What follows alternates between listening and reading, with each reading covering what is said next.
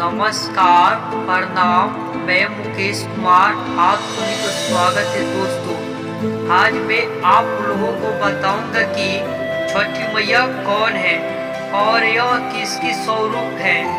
छठ पूजा में छठी मैया की पूजा होती है, किंतु सुबह शाम सूर्य भगवान को अर्घ क्यों दिया जाता है, इसके बारे में आप लोगों को बताऊंगा। छठी मैया को ईख क्यों चढ़ाया जाता है, ईख से कोसी क्यों भराया जाता है, इस वीडियो में सभी सवालों का जवाब लेकर आया हूँ, तो इस वीडियो को अंत तक जरूर देखिएगा।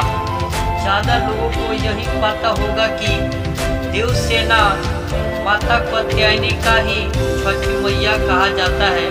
मैं आपको बताऊंगा छठी मैया आखिर में कौन है।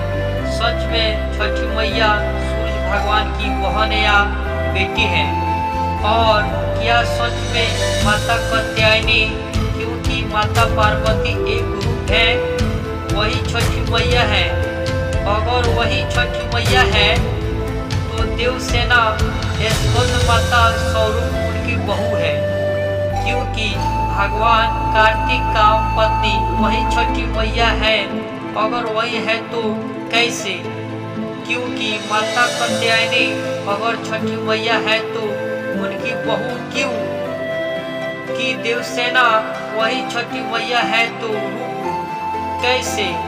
आज मैं आपको बताऊंगा कि कौन छठी मैया है और किसके स्वरूप।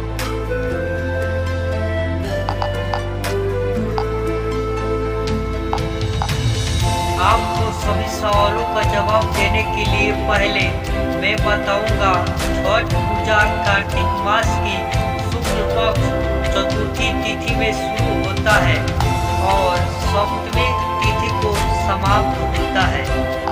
छठ का 2 दिन छठ मैया का त्योहार होता है। आपको अपने शरीर को अपने मन में स्वच्छ करने के लिए होता है।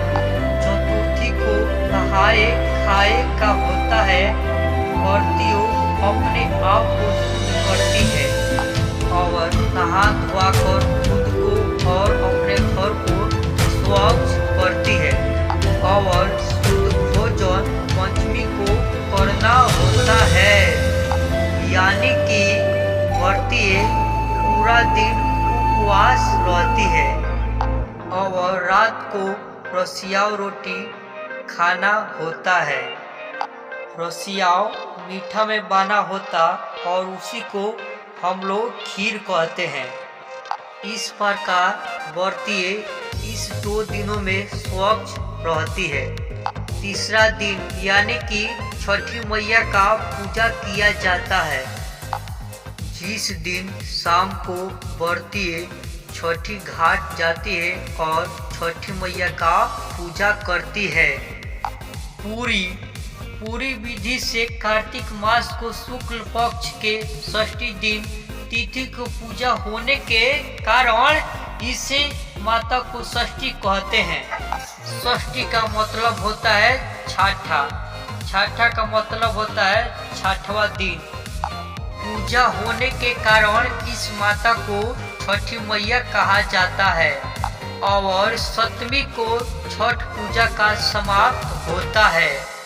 अब आप जानना चाहते होंगे कि छठी मैया कौन है, यह किसकी स्वरूप है। कहीं कहीं यह बताया होगा कि छठी मैया सृष्टि रचने वाली छठा वंश है, इसलिए इनको छठी मैया कहा जाता है। तो इसके जवाब में मैं बताता हूँ कि नवरात्रि कथा के अनुसार माता कुष्मांडा ने ब्रह्मांड या सृष्टि की रचना की थी और माता कात्यायनी ने ऋषि कात्यायन के घर जन्म ली थी और महिषा का वध भी किया था। नवरात्रि कथा के अनुसार माता कात्यायनी ने सृष्टि का रचना नहीं की थी, माता कुष्मांडा ने सृष्टि की रचना की थी। कहीं कहीं यह बताया भी होगा कि देवसेना छठी मैया है। तो यह भी कहना सर्व उचित नहीं है। और माता कात्यायनी भी कुछ लोग कहते हैं कि माता कात्यायनी छठी मैया का स्वरूप है। तो कात्यायनी माता पार्वती का स्वरूप है और देवसेना माता पार्वती का बहू है। माता कात्यायनी की बहू है, क्योंकि देवसेना का विवाह कार्तिक से हुआ था। भगवान कार्तिक माता पार्वती का रूप है।